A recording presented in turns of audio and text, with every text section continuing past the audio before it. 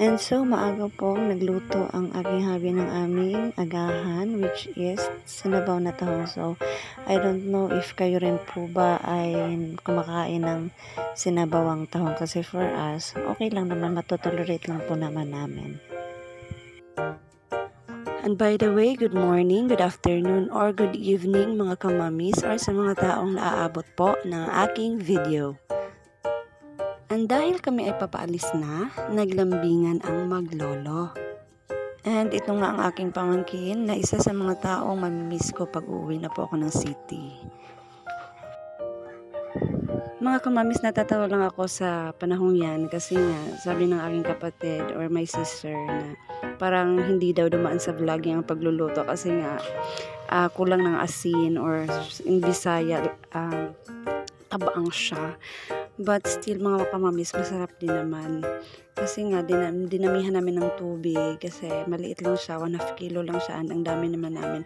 But ang sarap pa rin mga mami. Kasi nga, seafood and ang init niya, swak na swak siya sa maulan na panahon. And sinamahan din namin ng ginamos yan, ngisi-ngisi.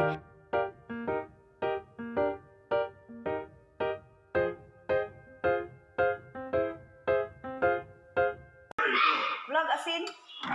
Vlog asin?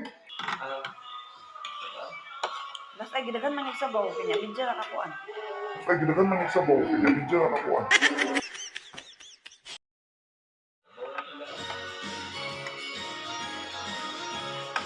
Dahil na ay! Jay! And you can chase those slobbering, mangy, stupid poachers from dawn until dusk. Ano mo bago?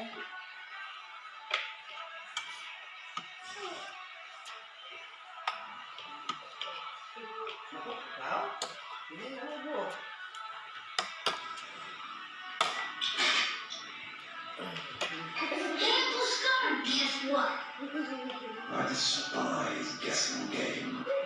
Oh, goody. My daddy showed me the whole kingdom, and I'm gonna rule it all. Yes. Well, forgive me for not leaping for joy. Bad back, you know. There's no place for young prince. Elephant what?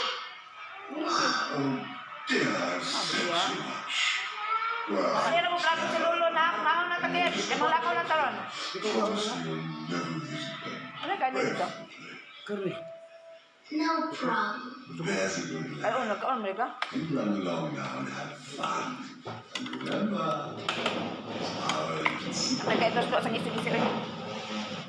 Nagkaitos ko sa ngisi-ngisi.